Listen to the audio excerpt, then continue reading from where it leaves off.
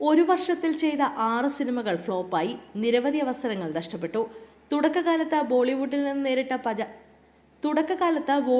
നിന്ന് നേരിട്ട പരാജയങ്ങളെക്കുറിച്ച് മനസ്സ് തുറക്കുകയാണ് നടി പ്രിയങ്ക ചോപ്ര.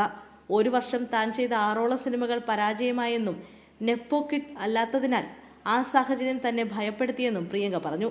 അബുദാബിയിൽ നടന്ന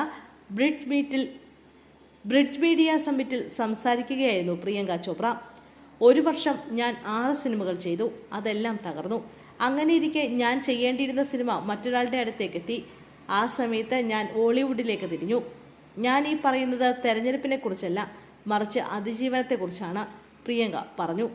ഒരുപാട് ത്യാഗങ്ങളിലൂടെയാണ് താൻ തൻ്റെ കരിയർ ഉണ്ടാക്കിയെടുത്തിരിക്കുന്നതെന്നും അവർ കൂട്ടിച്ചേർത്തു. തുടക്കകാലത്തെ പരാജയങ്ങളെക്കുറിച്ചും പ്രിയങ്ക പങ്കുവച്ചു. ഫാഷൻ എന്ന സിനിമ റിലീസായതോടെ തൻ്റെ ജീവിതം മാറിമറിഞ്ഞെന്നും പ്രിയങ്ക പറയുന്നു. ആ സമയത്ത് ജോലി നിരസിക്കുക എന്നത് എന്നെ സംബന്ധിച്ചിടത്തോളം ഒരു ഓപ്ഷനായിരുന്നില്ല. കിട്ടിയ റോളുകളെല്ലാം ചെയ്തു. നിരവധി അവസരങ്ങൾ നഷ്ടപ്പെട്ടു.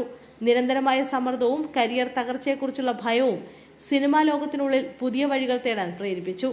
തിരിച്ചടികളുടെ ഈ ഘട്ടം സ്വയം പുനർനിർമ്മിക്കാനുള്ള പ്രേരണയായി. നിർമ്മാണത്തിലേക്ക് കടക്കുകയും ഏറ്റെടുത്ത പദ്ധതികളെക്കുറിച്ച് കൂടുതൽ ബോധപൂർവമായ തെരഞ്ഞെടുപ്പുകൾ നടത്തുകയും ചെയ്തു, പ്രിയങ്ക വ്യക്തമാക്കി. എസ് രാജമൗലി സംവിധാനം ചെയ്യുന്ന വാരണാസിയിലാണ് പ്രിയങ്ക ഇപ്പോൾ അഭിനയിക്കുന്നത്. ചിത്രത്തിൽ മന്ദാകിനി എന്ന കഥാപാത്രത്തെയാണ് പ്രിയങ്ക അവതരിപ്പിക്കുന്നത്. മഹേഷ് ബാബു നായകനായി എത്തുന്ന സിനിമയിൽ വില്ലനെ അവതരിപ്പിക്കുന്നത് പൃഥ്വിരാജാണ്. ചിത്രം 2027 തിയേറ്ററിലെത്തും.